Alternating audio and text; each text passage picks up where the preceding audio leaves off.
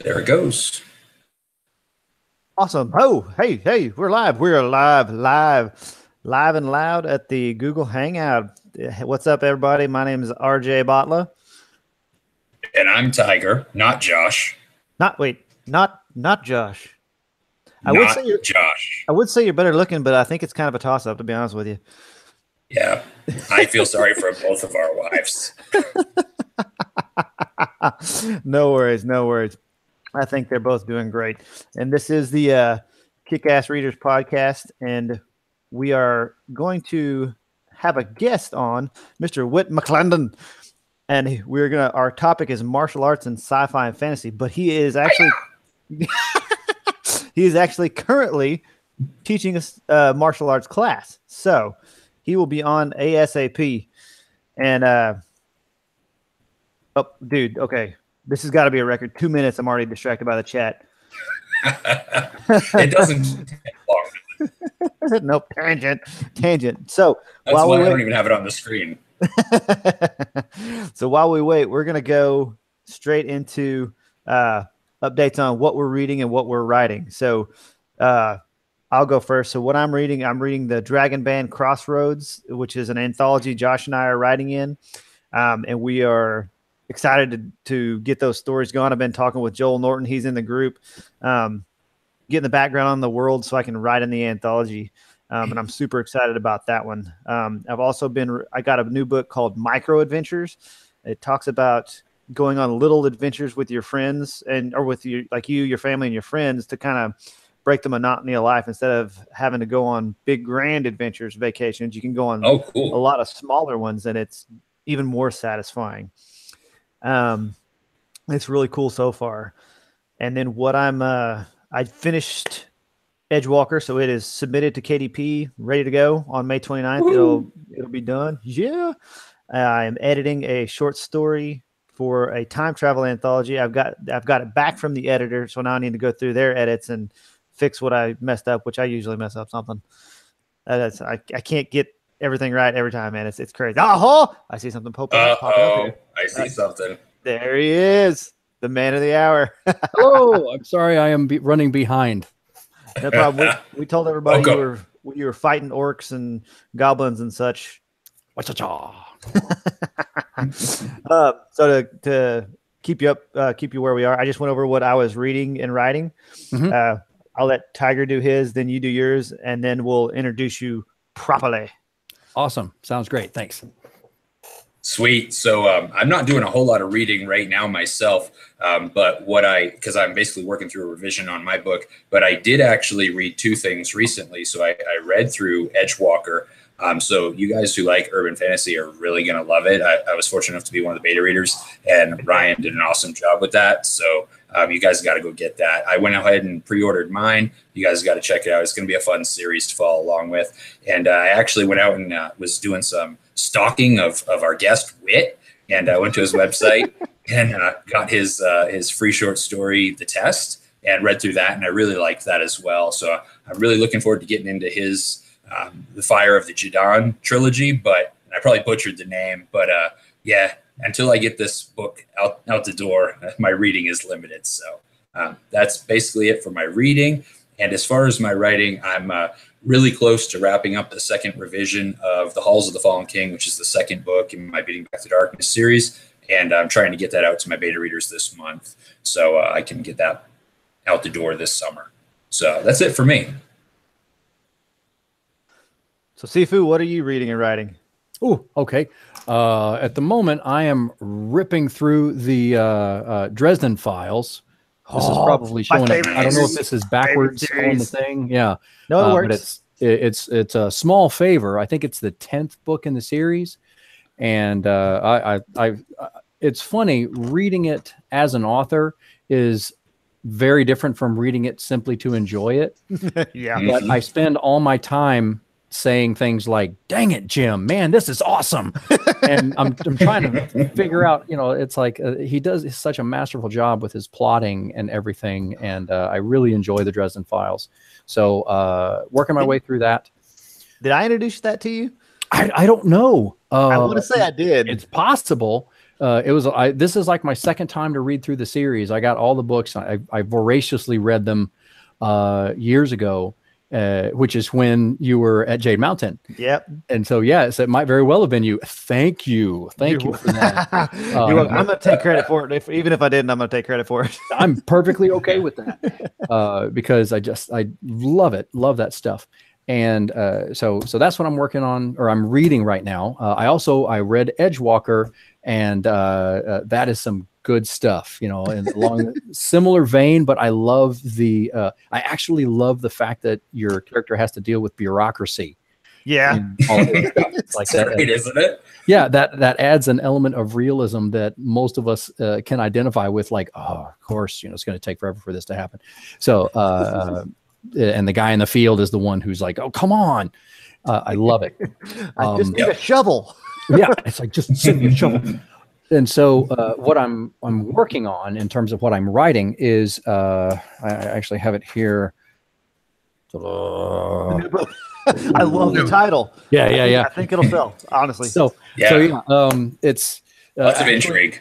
I'm going to publish this as a duology. This is set in the same world as the Fire of the Jidaan trilogy. It was a little too long, I felt, for one book, and I'm splitting it into two. Some of the same characters from the original trilogy. You'll see them, some of my favorites. And it's set, 20 odd years after the trilogy. And I had a ball writing it. I really enjoyed it. And, I'm hoping that folks will enjoy reading it. I'm going through my edits right now, and I'm hoping to get it out by the end of summer, if not sooner. Awesome. Well, and I got the pleasure of beta reading that one, and it is phenomenal. I loved it. I love the Fire of the Jidaan books, but this one was better. Maybe it was because I knew the characters or some of the characters better, but I loved this duology. So super kudos. Great. Yeah, I value your opinion highly. So yeah, thank you. I'm glad you liked it. Awesome. So just like everything we do on the Kickass Readers podcast, it's the pirate code. It's guidelines, not rules.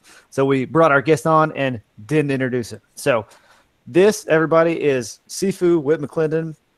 I call him Sifu. I have a hard time calling him Whit because he actually taught me Kung Fu.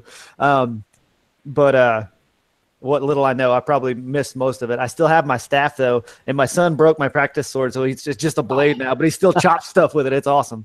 So anyway, tell us a little bit more about you, Sifu, and what you're writing, what you like to do, and all that. Oh, wow. Okay. My name is Whit McClendon, and I run Jade Mountain Martial Arts here in Katy, Texas. Been doing that for about 15 years now. That's where I met RJ. And I love doing martial arts, Kung Fu, Krav Maga, Brazilian Jiu-Jitsu. Those are my passions. I love doing those things. Tai Chi, Chen style Tai Chi, Yang style Tai Chi. Really enjoy that stuff. And so that's what I do on a daily basis, is that I'm a teacher.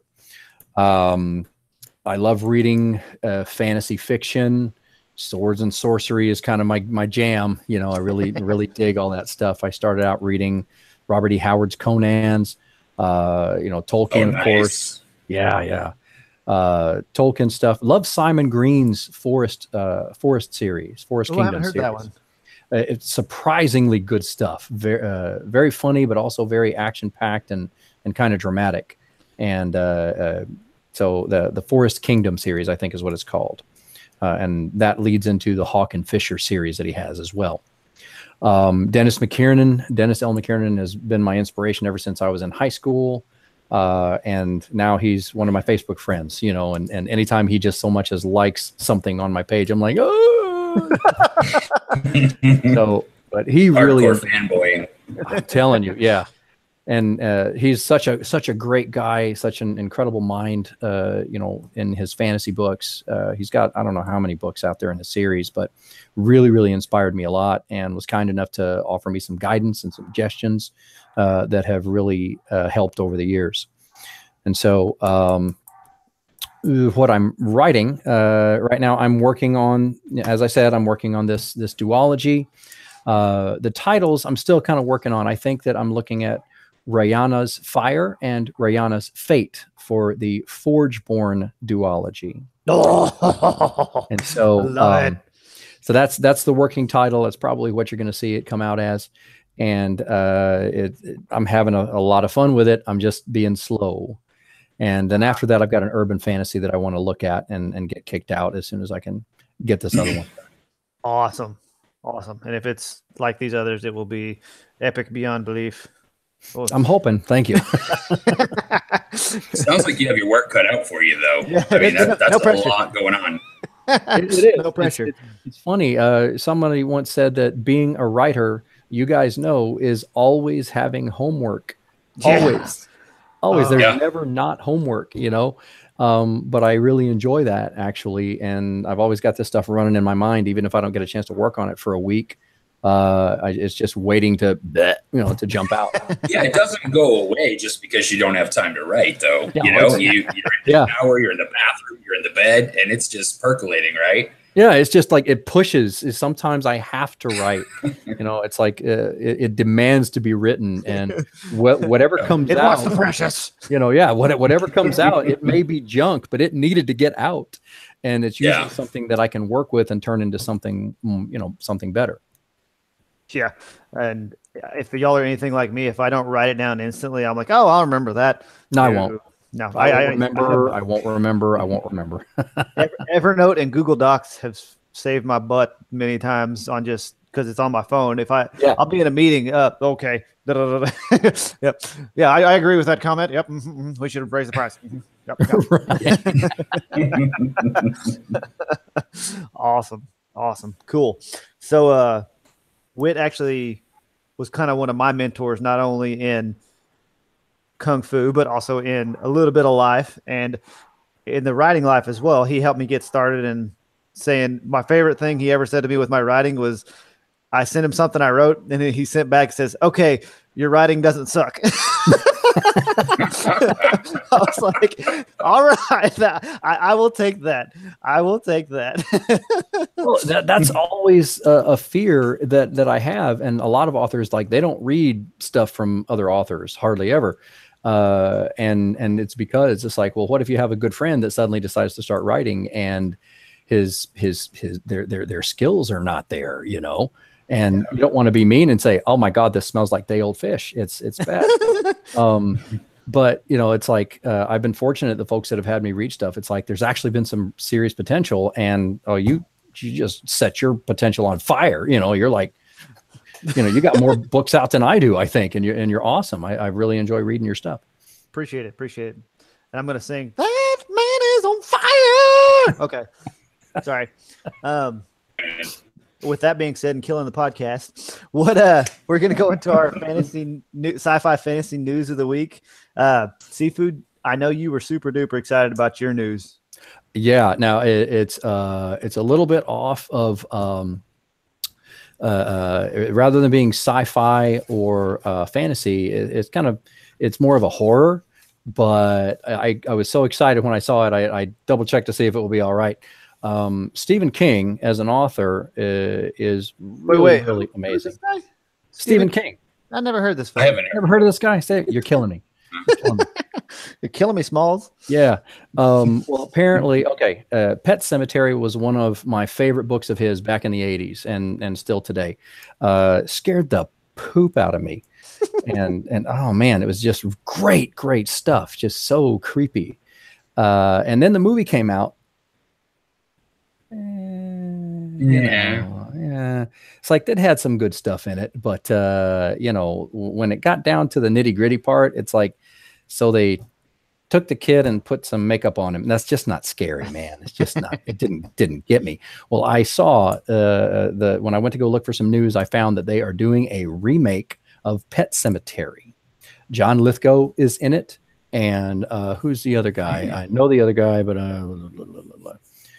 Clark. I can't find him. Anyway, it's going to come out. What's his name? I know it's here. Jason Clarke. He was in Terminator Genesis, and he was also in Dawn of the Planet of the Apes. And when I saw his face, I'm like, oh, he's going to be awesome in this part as the dad. And so I'm beside myself. I'm so excited. I had no idea it was coming up. And next April, I think. I never go see horror movies in the theater. This one I'm going to go see in the theater. I can't wait to see what they do with the special effects on this thing. Awesome. Heather Cassidy is also excited for it to come out. So apparently I'm the only one who didn't know about it. So I didn't either. Okay, well, I don't feel quite as bad. 2 out of 3. I didn't either until today. I mean, I just found it. Awesome. Tiger, what you got for us today? So I got 2. You guys can take your pick. I'll go into either of them. One is the new GDPR, which is a regulation that's coming out of Europe that's affecting email subscribers and data protection. The other option is #Cockygate, #BuyFelina. So we can tackle either of those. You guys take your pick. We got to do the other one because the GDP one, it affects authors, but it's not GDP. That's gross domestic product. Whatever the other one is, GDRP, LMNOP. Yeah, GDPR. There you go. I said it backwards. GDPR. Yeah. I mean, it basically is just gonna be a pain in our butts for a little while, but. Nope. Angel says he's tired of Cockygate. Oh, shoot. I actually have managed to stay outside of it. So do a quick one on both. Okay, so the GDPR, for those who aren't aware, is basically the General Data Protection Regulation that was launched in Europe. It's been legislation that's been in the works since 2016. A lot of people are just becoming aware of it now because the deadline for this to actually legally be put into effect is May 25th. So we're only a couple weeks away. It's more than a sentence, but basically what this is anybody who has any type of subscriber base, like us authors with our email lists, we are required by law to have a burden of proof showing that all of our subscribers that we send emails to have consciously consented to receiving that. So for a lot of us, unless we have that burden of proof, we basically have to go through the process of requesting all of our subscribers to re-opt in, which is a huge headache for those of us because it's hard enough getting readers to or anybody to opt in the first time, especially when you're doing double opt-ins and then to go through a second time around. So that's kind of the deal. If you fail to do it and you go to court over any of these legal issues, the fines start out at like 20 million pounds or something stupid like that. Holy crap. So, I mean, this is like a really big deal. So, yeah, like they say that they'll give you like 1 or 2 warnings, but like it's a really serious thing. So that's the GDPR thing. So if you have an email subscriber list, educate yourself. You have about 2 weeks to figure out how to go through this process to protect yourself. Well, if they've opted in through a mail service, that should be fine, right? If the mail service provider keeps record, there's a whole list of credentials that need to be in there, like location, date, time. Yeah. So like MailerLite, who's the provider that I use, they do collect all that, but anybody you got as a subscriber prior to like a previous mail service or anything, if that data wasn't collected, you would have no evidence potentially. So yeah. Anyways, just a word of caution out there to those who are building email lists, something you want to educate yourself on a little bit. You have a few weeks before they start enforcing it. Let me just go add that to my to-do list. No kidding, right? LMNOP, GDPR, okay. Yeah, exactly. Awesome. So we can leave the Cockygate one. I think it seems like we got no reaction. Uh-oh. Tiger went robot on us. Uh-oh. Come in, Tiger. And he's frozen. Struggling here. There he is. Well, anyway, we'll continue on. He'll catch up in a minute. Tiger, when you get live again, your thing messed up somehow. So my news is I saw Infinity War, and I'm not going to give any spoilers. No worries. Oh, no thank worries. you. Thank you. I'm hoping to maybe see it this weekend. So I told Sifu and Whit and and Tiger that, and both of them immediately said, no spoilers. I haven't seen it yet. So no spoilers, but it was great. It was well done. Lots of special effects, lots of action, all your favorite characters. It was it was really good, really well done, and sets up the next one. Of course, you know, you got to go see the next one. So give me a good Marvel sequel any day. Oh heck yeah, they do those movies so well, which is why they rake in the money. But my favorite part of it was so my wife went with me to the drive-in to see it at the drive-in. Oh wow. Yeah. Oh, that's pretty sweet. So it was a lot of fun. So yeah, that was my news of the week. It's still good. I mean, it's a little bit old news, but Infinity War, I mean, it's one of those movies that you just got to see in the theaters. Yeah. Agreed. Yeah. You just got to do it. We just barely saw. I haven't seen it yet. Do what? We just barely saw Black Panther, so we could get caught up. I skipped Black Panther because I didn't quite get it. I didn't quite get to it. Yeah, I haven't seen either of them yet. No, we've managed to get out to a matinee, and it's like, okay, we're caught up, ready for Infinity War. Nice. Let's do this. Yeah. So let's do this. Hopefully this weekend we'll go see it. Awesome. Cool. So a friend of mine said he's watched it 3 times in the theater now. Okay. Wow. And I don't even know how he affords to watch it in the theater 3 times nowadays. Right. But so he said that in his opinion, now he's a huge Star Wars fan. He said in his opinion, Thanos is one of the greatest movie villains he's ever seen. For that reason alone, I want to watch it. Yeah, sounds good. I would agree with him. They did a really good job with how they did it and his motives and stuff with it without sending spoilers. They did a good job. They did a good job. So I want to we're gonna move on a little bit to probably one of the things I've been most looking forward to is the weapon of the week. Ooh. Oh yeah. I have physically seen it, and it is as badass as it looks. It really is. So the only thing that would make it better is if it actually had magical powers like in your book, Sifu. But that would be pretty nifty. Yeah, I'm sure that I would struggle to use them responsibly. I would agree. So I'm going to turn it over to you, and you do this. Okay. As a practitioner of Chinese martial arts, I had the opportunity to work with a lot of long-bladed, long-handled weapons. Pudao, also known as army sword or horse cutter, as well as a 9-ring long-handled broadsword, or what more folks might be familiar with is a Quandao. Very, very large Chinese weapon with a long handle, usually a balancing triangular butt spike, or sometimes it's just a ring with a blade that can either be long or kind of short and broad. But you know, these things, they're used like a staff, but also with massive cutting power. And I really enjoyed them. Every time I would train with them, I just thought, oh, this is the coolest thing ever. But sometimes the balance of the blade was not optimal. For instance, the horse cutters that I've used, the blade is really, really big. And, you know, I mean, you can use them, you know, and a lot of Chinese soldiers use them a lot better than I do. But anyway, I felt like I wanted something a little different. So the weapon that I created for the Fire of the Jidaan trilogy, the Jidaan itself, in the books, there are 6 of them.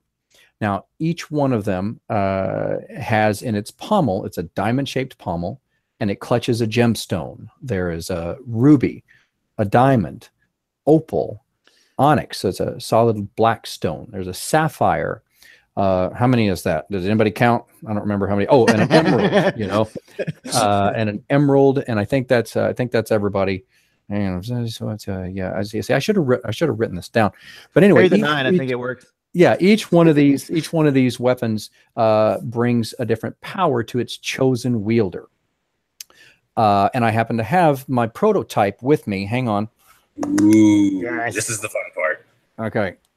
So this is the prototype weapon. It's patterned after, I believe this is a French polearm. Now they would have this on a much longer shaft, you know, because they would be stabbing up at horsemen or stabbing down, possibly from whatever walls they're defending. But that's the Frenchman. The Frenchman you're talking, not your characters, right? Right. So, but this is about how long the Jidaan should be in the stories. So it has a little parrying projection here. This is supposed to be sharp. No, I did not sharpen it because I like my ears where they are. However, it is very, very pointy, and this is carbon steel. So if I did put an edge on it, I would be a danger to myself and others. Rose Castro said, "Now there is a weapon." Yeah. Oh yeah. I'm telling you. And this, the prototype, I just had them put a brass ball on the end for counterweight. And I have a video on YouTube. I can post a link to that shows absolutely a little bit more about this. Post in the guild for sure. Yeah, because it moves way faster than the Chinese weapons that I'm used to. And again, that may be due to my own limitation with my art, but I really dig the way this moves. I mean, it's super, super fast. It curls under and can lance out and stab in almost any direction, as well as having very, very strong chopping power. And now this would be like I said, a diamond flanged butt cap clutching a gemstone in the middle, but that also is a devastating weapon in its own right. Absolutely. So strikes and stabs with that are just as strong in terms of their effectiveness. It's almost sword on one end, mace on the other. Yeah, basically that's what it is. It's a mace on the bottom end and a very nasty blade here. Now, I've seen your video where you're spinning and slashing and thrusting. That's a pretty freaking awesome video. Thank you. Viewers got to go check that video out because that's pretty awesome watching you twirl that thing around and just tear up imaginary enemies. Love it. Thank you. Yeah, it's like, I mean, I'm just trying to do what I see in my head, and fortunately, with my martial arts background, I can play around with some of it. I'm not nearly as acrobatic as my characters, or at least a couple of them have a very acrobatic style. That's why we're right. I'm sorry? That's why we're right. Yeah, man, yeah.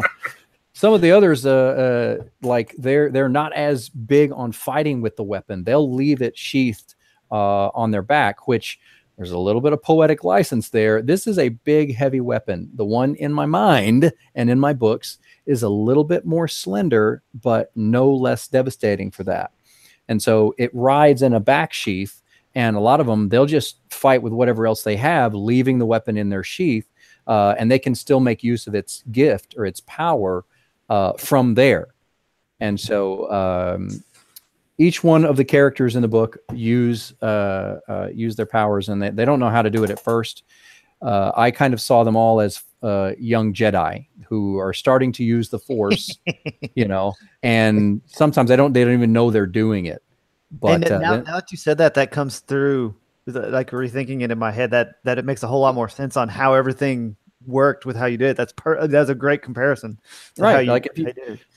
Thank you. It's like if you suddenly, or if you grew up knowing that you were an exceptional healer because you could literally feel what was going on in someone's body, you might not know that not everybody can do that. But if you have magic running through you that helps you do that, well, there you go, That's good. That's good.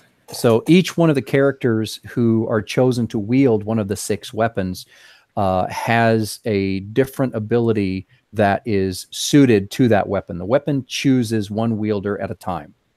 And so it picks someone that is best suited to wield that particular power. And so that's awesome. So there's one big, giant, strong guy who, he gets the Jidaan of power, concussive blasts. If he were perfectly trained and had grown up using the weapons, he literally could level a mountain with one blast. But it's a matter of training and what can your body take, because the weapons, they exact a toll when they use that kind of magic. It ain't free. And so, you start out being able to, like, oof, oh, I'm exhausted. And so you use the power sparingly until you can build up that ability.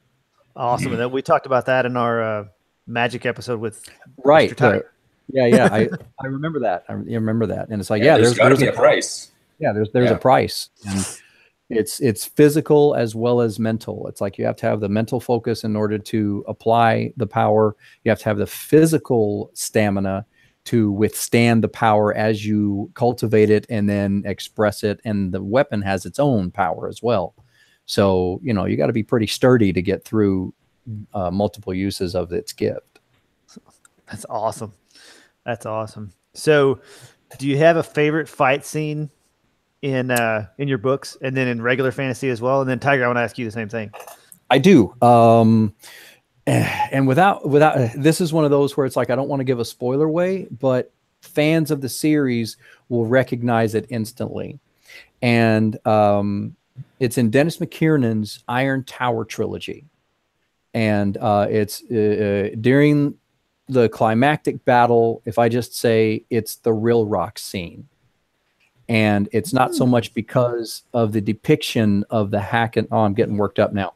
It's not so much the depiction of the hack and slash that's going on. It's the heroism of one of the characters involved and referencing things that happened before. And it's like, now I've got all these goosebumps going on.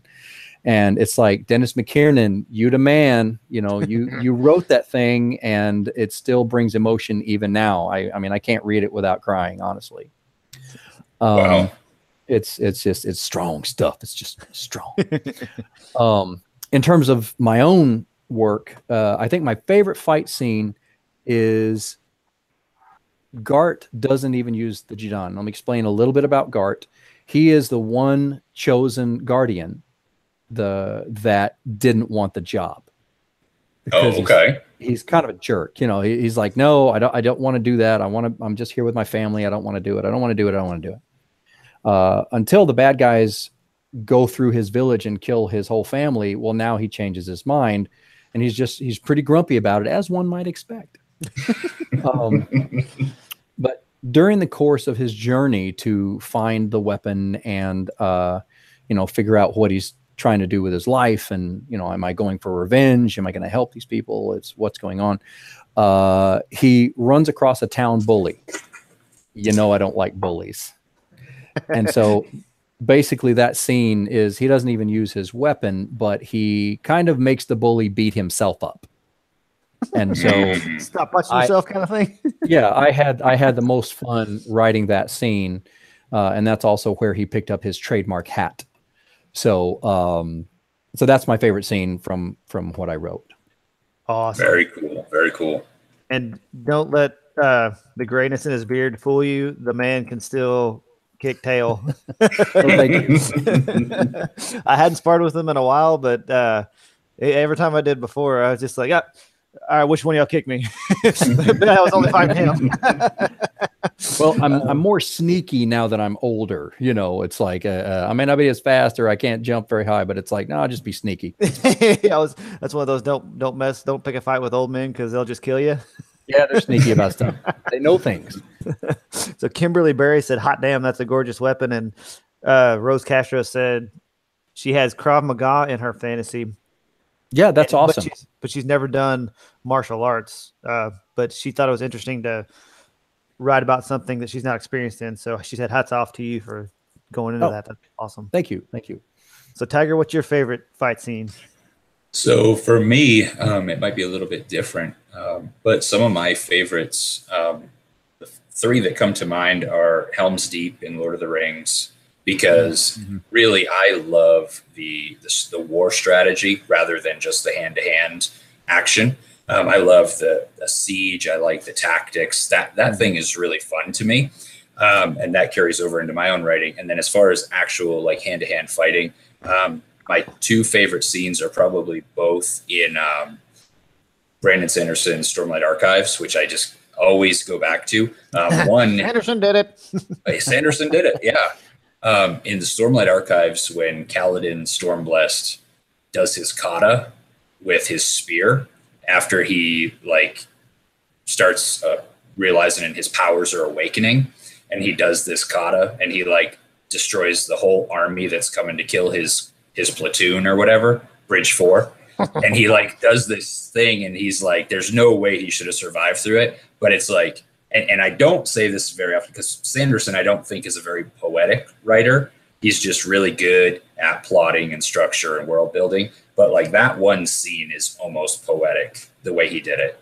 So that one's really cool. And then I don't remember if it was in Words of Radiance. Yeah, it was in Words of Radiance. I think both scenes were in Words of Radiance, when Kaladin has his fight with Seth Son Sono, and that's the assassin in white, and they're like flying through the clouds and stuff. And it's just like the battle goes on for like 10 pages, but it's just like they're flying through the air, and like it's just a really cool scene. So those are probably my favorites from other books. In my own writing, I think probably in Dragon's Fire, the Siege of Stormvale, because it gets back to the tactics and the strategy. It's like a 20 page chapter where it's all about this siege in the city and just the siege weaponry and stuff like that. So it's not as much about the technique and the skill, but just the overall, war, the bigger picture. So that's kind of my favorite. Awesome. So I'll answer mine. Then I got a question for Sifu on that strategy versus hand to hand. So y'all remind me, because I'm probably going to forget. My favorite is going to be, I should say Dresden did it or Butcher did it, because that's my go-to with everything. Is I think it's in book, I don't remember which number it is, but it's Skin Game, I think, when they're going up to Chichen Itza in Mexico to fight the red vampires. Yeah. And Chichen Itza, I think. Yeah. Yeah, that's the best. Oh, very good. Oh man, I haven't got to do that in a while. That felt nice, to be honest with you. But I love that scene, just the actual fight part of it, the surprise elements in it, and then some of the hand to hand and how it ends is, kind of like your Seafood brings a tear to your eyes. Just, I mean, you can. I remember that. I remember that ending. That was dang it, Jim Butcher. Yeah, exactly. Doing to me. And I saw a Pinterest post that had like the 2 or 3 lines from that. And I mean, I was instantly back in that moment. It's just one of those scenes that just really hits you like that. So I guess that's some good writing there. Oh, yeah. That boy knows what he's doing right down there.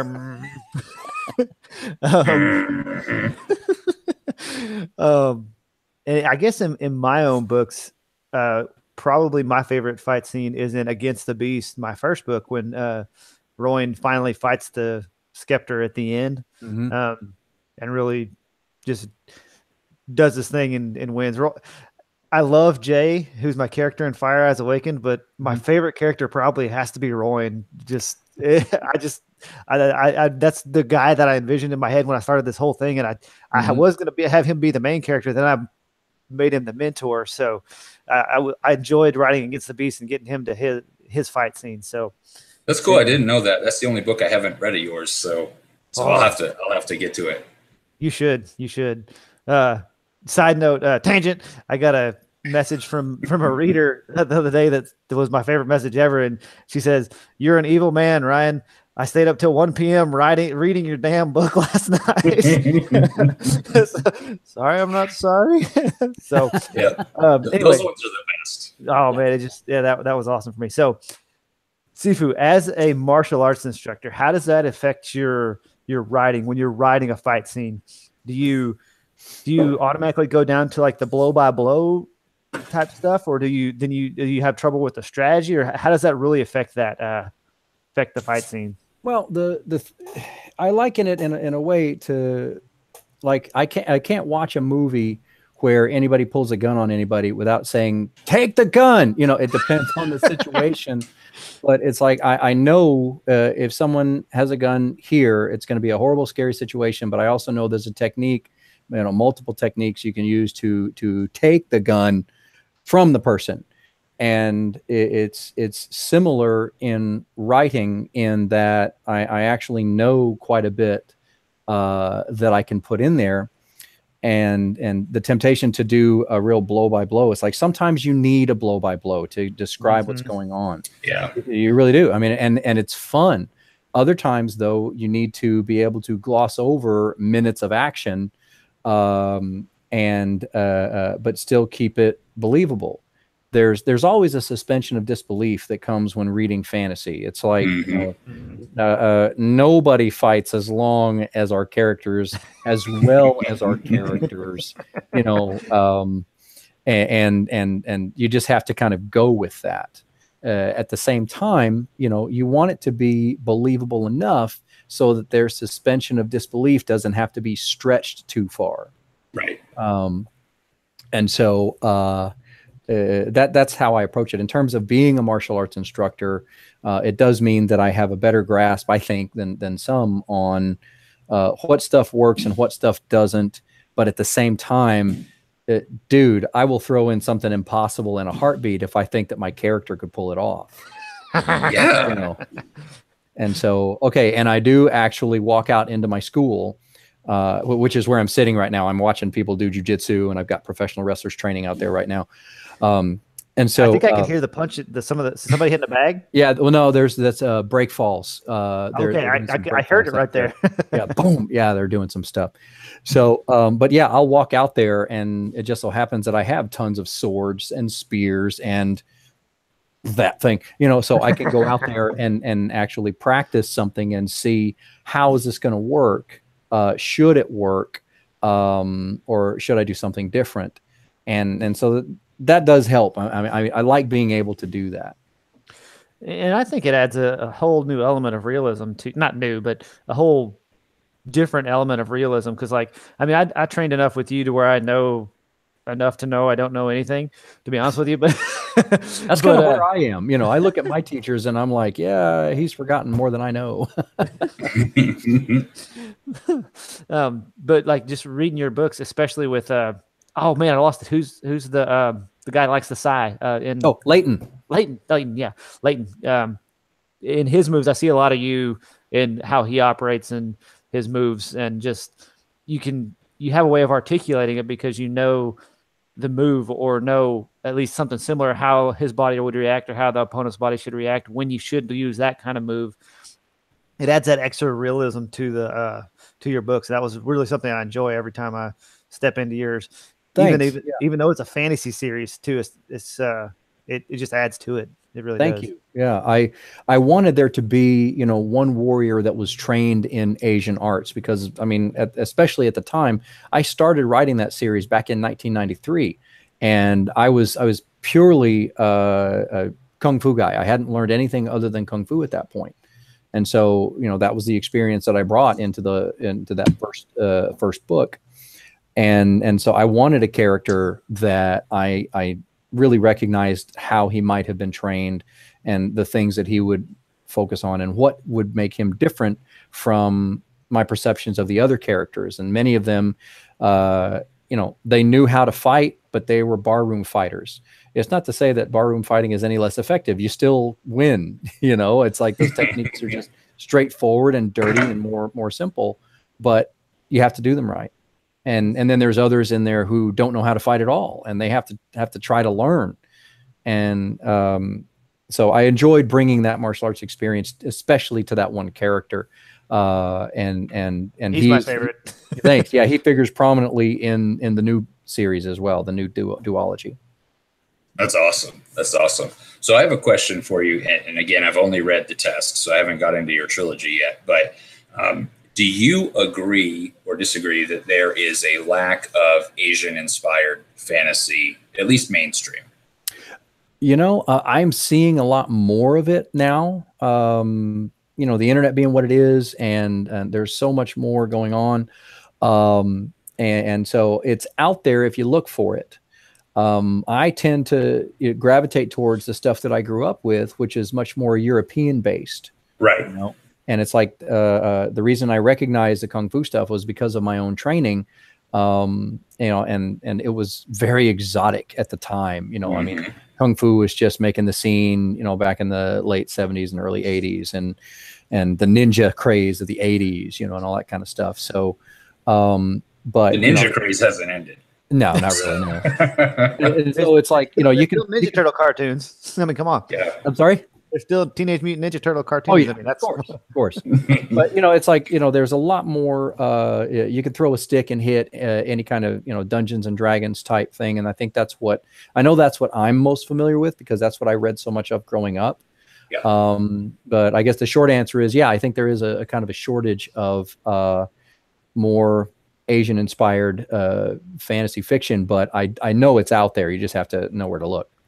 Are there any in particulars that you enjoy yourself? One of my favorites, and I think it was patterned after a lot of Japanese culture, was Raymond. Let's see, it's Jenny Wirtz and Raymond Feist's Daughter of the Empire series. I have to write that down. Yeah, their entire culture was based. It was a very strong honor. Was everything to them. And I'm not very well versed in true Japanese culture. You know, like I couldn't tell you, oh yeah, that's wrong. They never do that. No, that's not something they do in Japan, or that's not something they do in China. That's not it. But I could tell it was very heavily influenced by those cultures, and I really, really enjoyed it. I mean, I thought it was fantastic stuff. Now, is that a standalone book or is it a series? Well, there's, I think there were 3 of them. There was Daughter of the Empire, Mistress of the Empire, and Servant of the Empire. Okay. And those go along with Raymond Feist's Rift War series. The very first one, Magician Apprentice, Magician Master, okay. You know, that whole series. It's like, this is on the other side of the rift. You know, if you know that series, and you know that, you know, this is a medieval European society, as you know, like most of us are reading and writing about. It depends, but rifts open and warriors from another world come, and they're very different. You know, they don't use metal; they use laminated hides and things that are just as hard but much lighter. And so that series takes place on the other side of the rift where those warriors came from. Oh, cool. So, and it's, I thought it was really fantastic stuff, but I couldn't say, of course, that it's, you know, truly Asian fantasy fiction. I feel like it was just influenced, and it was just something that pops to mind immediately. I think more what you'll see, or what I think of when I think of Asian fantasy, and Stacy Black, yeah, she said you got to think also with anime and manga. Oh yeah, that's a huge. Stacy with an eye. Yeah, she just commented on that. Sorry. With 15 emojis, or like 5, so I was like, chat box. But anyway, yeah, squirrel.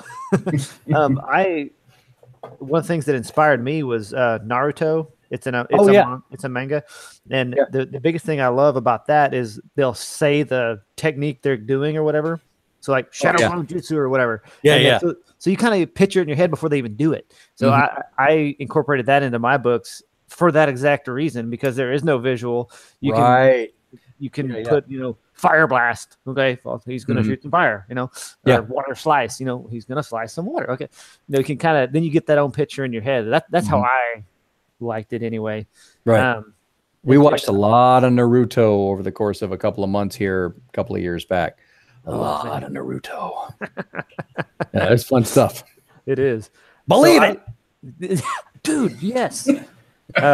So one of my buddies I used to work with, he's over in Saudi Arabia working right now. When he found out I wrote a fantasy book, he actually sent me this book. And supposedly it's the Legends of the Condor Heroes. This is supposedly the Chinese Lord of the Rings. And really? I have not been able to read it yet. He had to buy it from a bookstore in Britain, Blackwell's. It actually came with a cool bookmark.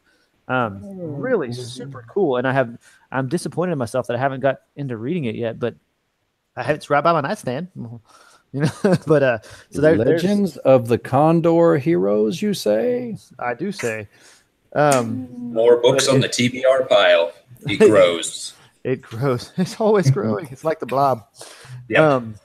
But so I'm excited to read that, and it's a translation. But I don't think there's an ebook on it, so I'll have to look into that. But yeah, it's really cool, and I enjoy that style too. Like I really enjoyed Naruto and some of the Dragon Ball Z and those kind of things. You get a whole different worldview and stuff that you don't get here just in the U.S.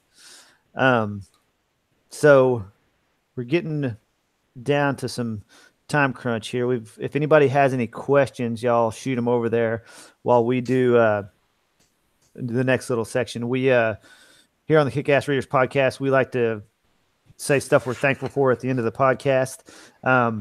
and hope bye, Rose. She said she has to go. Bye, Felicia. Bye, Felicia.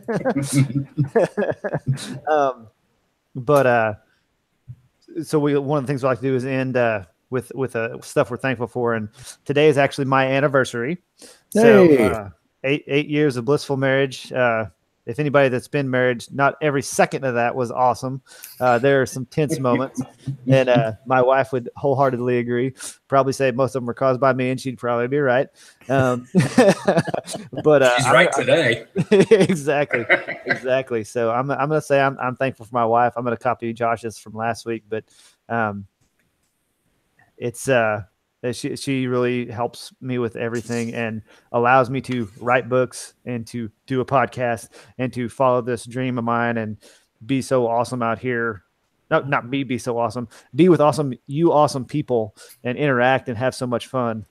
So that's what I'm thankful for this week. What about you, Tiger? So for me, I try not to get emotional or anything, but so I just found out the other day that my grandfather, who's in his 80s, had a heart attack. And fortunately, it was a very minor heart attack. And so give a kind of a backstory. My grandfather pretty much is the one who raised me, more or less. In a lot of ways, he was my father and everything. So really important in my life. So him having a heart attack actually appears to be a good thing, because when he went to the hospital, he was okay. He got in there, but they found out that he had 3 different blockages and he has a failing valve. So he's there at the hospital, but they're talking about surgery options. So, if it wasn't caught, it could have turned into something much worse. Mm-hmm. Now, at his age, surgery is always risky, but I'm thankful that they caught it before it did get worse, and that he's in a place where hopefully he can get taken care of. So that's kind of a weird angle, but that's my thing. What about you, Whit? Oh, good grief. I have a lot to be thankful for. I'm sitting in, my own martial arts school. That's all I've ever wanted to do ever since I was a kid. And I didn't do it alone. I had a lot of help. My family supported me. My friends supported me. Just every single day I come to work, I'm ecstatic, honestly. My wife was hit by a car in September, walking across a parking lot. Oh no, pow, an SUV hit her. And I'm very, very thankful that she is home now. She was gone for 4 months rehabbing that thing. And she's home now and walking and has probably the best attitude I've seen in a long, long time. And I'm thankful that she's all right. Mm-hmm. Good grief. I'm thankful for you guys for having this podcast. I think it's fantastic, and I'm thrilled to be here, and I'm really grateful to be a part of it. I'm friends, family, fans. I actually have a couple of fans. It's like, oh my gosh, I've got fans. So in a nutshell, I think those are like the big things. It's awesome. We're happy to have you on here too. I know. Absolutely. I've been looking forward to this conversation all week, and I know Tiger has too. All 3 of us have been geeking out on messages between us. That's pretty much how we roll over here. But so this is I've had a lot of fun this whole conversation. I wish we could go on for ever on this. We haven't got any more questions. Oh, here's a couple thankful fors. Stacy Black actually had to disarm somebody with a gun. She took the gun. Ooh, take the gun. Take the gun. So thankful that she was able to do that and act when some people would freeze. Yeah. She's also thankful to be blessed. Angel Ramon says he's thankful to be in the guild and get a chance to meet some awesome people and provide some cool entertainment. And I agree 100%. Thankful for the guild. And Angel, thank you for being in the guild and interacting. Absolutely. Thank all the guildies for interacting, which everybody speaking on the podcast is a guildie. So I love that part of it. So I said I would post Sifu's video, but you posted Sifu. You know where it is. That way I don't have to figure out where your daggum link is. I can do that. I'll post it on the Facebook page, and when we post it in the comments here, wherever you want, I'll post it there. Awesome. That's awesome. That is. That is. Awesome. Oh, Yeah. sorry. I expected more from that statement, I guess. My bad. No, it wasn't your bad. It was my hearing, I think. So, Sifu, I know that people can find you everywhere, but I'm going to ask you where can people find you, but I want you to specifically highlight how to get your short story because I enjoyed the crap out of that story. Yes. Okay. Let's see. You get the short story by signing up on my email list on my page or on my face. Wait, hold on. I got this. I can do it. These words on my official website. If you go to my official website, and that's www.jidaan.com. Or if you want to keep it simple, you can go to www.whitmcclendon.com. So those go to the same place. I've never heard of the www, but that's freaking awesome. Yeah. It's like Flintstones almost. So that's your sites on the interwebs, Yep. and there's that's my website. And whenever you hit the website, I've got a blog there. You can see information on all of my books, and you have an opportunity to get that free short story. Awesome. And if you're a hardcore stalker like me, you can even find his Jade Mountain dojo or whatever the proper name is, and you can find videos of his awesome kung fu and stuff like that. So. Can you still do the split, Sifu? Or is that? Of course. I figured so. I mean, I knew you'd keep stretching, but I didn't want to just say, "Oh yeah, he can do the splits," and you're like, "Oh no, I can't no more." Somewhere on the jmma.org website, that's the school website.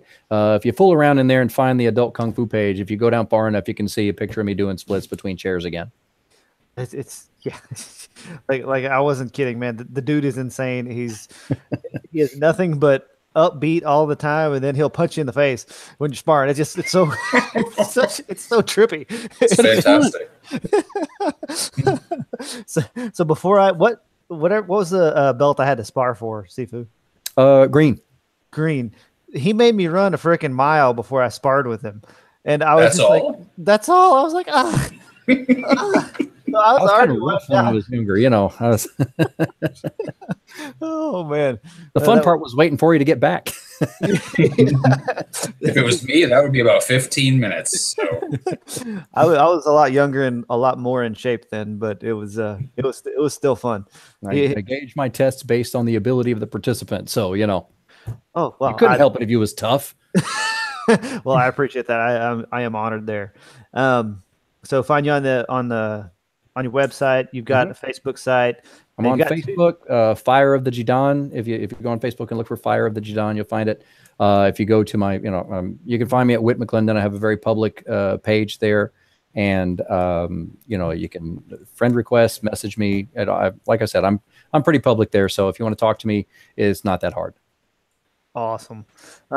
So since you were late, Sifu, I don't know if you have a drink or not, but you can metaphorically do it. It's one of the traditions we have on the Kickass Readers podcast is before we actually start the podcast, we do a quick toast. So since you weren't here, we're going to do it on the air. So here's to having a great podcast, to great listeners and watchers, to the guild, and to life. We'll go with that. Sounds great. Good to me. Awesome. So we're going to skip a couple of weeks. Oh, but final thank you, Sifu, for coming on. Yes, absolutely. Thanks for having me. me. I've loved every minute of it. Nice meeting you. Nice meeting you too. Don't mind those eyes in your window. That might be Tiger. Yeah, definitely. But we're going to skip a couple of weeks because of obligations outside of the podcast. Our next podcast will be May 29th. We don't have the subject yet, but it's Miss Valerie, and her last name starts with an L, and I'm not going to butcher it. But she writes in the same genre as Josh Chad, so it's zombie apocalypse type stuff. Nice. So I don't know what the now my words are failing me. I don't know what the topic's going to be, but it's going to be something similar to that, and it'll be awesome. And if not, we'll wing it. I love it. Tangents, the whole episode of tangents. Whole thing. So thanks for watching and listening, everybody. If you haven't yet, be sure to subscribe so you get updates. And I think there's actually a little bell you got to click to where it dings. Absolutely.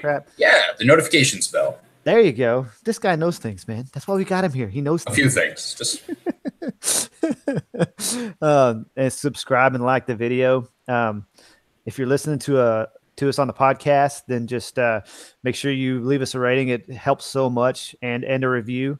And if word of mouth is how this stuff gets spread. Yeah, for sure. You guys and gals have been doing a great job getting the word out, letting people know. We're seeing the numbers go up each week. Just keep doing what you're doing. We really appreciate it, and it's a lot of fun. You guys and gals make this happen. So here's to you. So like we said, thanks. Thank you, Tiger. Thank you, bud. Thank you, Sifu. RJ signing out. It was a great one. Cheers.